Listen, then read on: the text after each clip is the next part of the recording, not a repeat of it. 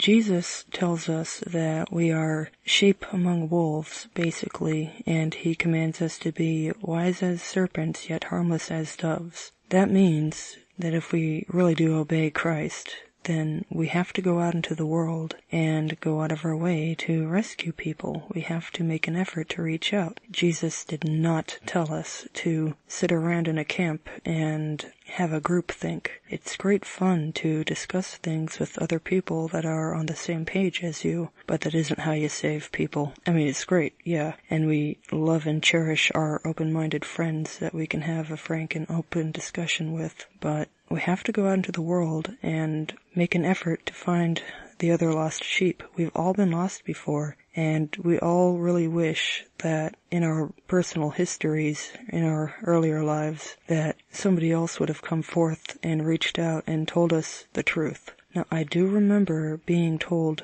the truth by people who were not entirely honest. I remember being told about woman anatomy by a woman, but her associations, she pretends to be a Christian, but her associations and the things she does tells a different story. And I was also told about Swyer syndrome by a person who told me she was a woman, but this person was actually someone with Swyer syndrome. They will often tell you the truth as if it applied only to other people and not to themselves. It's one of their tricks. They'll say a truth, but then they don't tell you what they themselves are. So yeah, I was told the truth at a young age, but it's one of those things where they're happy that you're blind and asleep. It's one of their games that they play. They'll tell you the truth, but in a way where it doesn't jolt you awake. They want you to keep believing the lies. They want you to keep programming yourself. They want you to keep casting magic illusion spells in your mind that make you not realize what was going on. There are also people that are going to pretend to be your friends. These are, I call them buddy shills. They say nice things to you, but they never ever actually help you in what you're trying to do. They sit around and just agree with you and tell you how great you are, and they parrot whatever you say, but that's a shill tactic. When you actually get up and start doing things, they stand back and they just trash on whatever you're doing. They never lift a finger to help.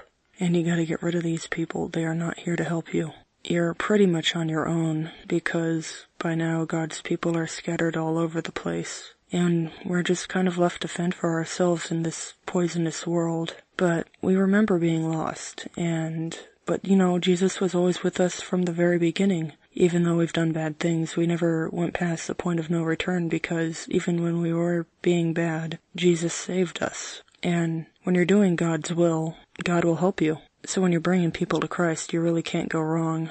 And nothing else matters when you understand that Jesus is the only person that matters, and that everything else is vanity, and that it can wait. You lose interest in your hobbies. You don't care about the things people say. You don't care about the news. You don't care about money. You don't care about what you're gonna wear. You don't care about food. It takes over your life in a good way.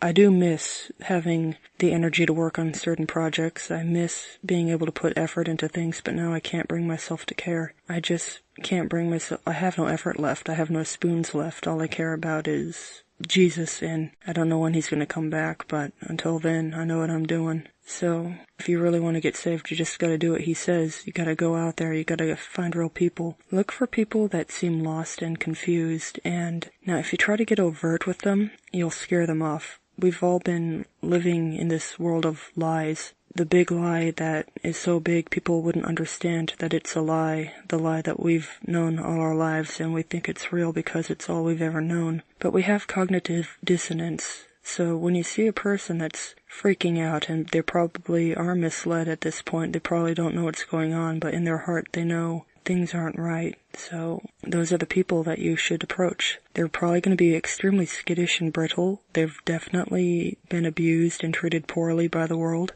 and you gotta just reach out to them. If you're going to be overt, you might frighten them off. So you have to be subtle. Not only that, but if you reveal your power level, if you reveal all of your knowledge, if you know what's going on and you know how insane things are, but you start yelling everything you know, you're going to only draw unwanted attention to yourself. You're going to attract time-wasting shills that want to tie you up with. They're just going to latch onto you and be stupid and try and drain all your time and energy. So what time and energy you spend on a shell. You're not spending it on a person. So when you find a lost person, let them know that you exist and make sure, just say something nice to them. I guarantee you, real people, when we get a compliment from the heart, it's incredibly rare. We remember it because it's so rare it almost never happens. We get nothing but abuse, but when a person's kind to us, we remember it forever. And so break the ice immediately because it's such a precious and fleeting thing. And say something to the person that provokes thought. If they're freaking out over the news, like say if there's a great big event that you're not allowed to discuss, it's one of those banned topics, but if there's a great big scary upsetting event that gets a lot of news coverage, just tell the person, you know, these people that you see on TV, they're not very honest, and you'll often find them on YouTube doing various takes and reciting lines that they're going to repeat on TV, or point out continuity errors, point out how photos are staged, and just point out something that'll get their noggin jogging, something that activates their almonds, you know. They will connect the dots themselves. They'll get better and better at being observant and critical about what's going on. If they think evolution is real, just point out how great apes have changed over the years and the things that aren't right about them, like they always have these dubbed over noises. Just point out something small, something that doesn't freak them out or intimidate them, and just let them connect the dots, and they'll feel smart, and they'll feel good about themselves, and they'll feel more empowered to reach out and help others. It's a little bit of a hurdle when you force yourself to be outgoing, but it pays off. You get better and better, and other people will realize that you can be awkward at first, but it's so rewarding to break out of your shell and to help other people. It's like a major treasure hunt for the most valuable treasure there is, other people. There's just so few of us, but we can sniff each other out.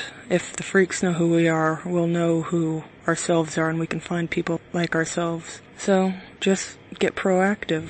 Go out there, find people, go under the radar. Don't start yelling everything you know, or you're going to get deplatformed and shunned, and it's not going to end well for you. So you gotta play dumb sometimes, but you can have fun with it. You can go, oh, well, how come evolution gave women narrow hips and long arms, you know, things like that. Just use the system's logic against itself.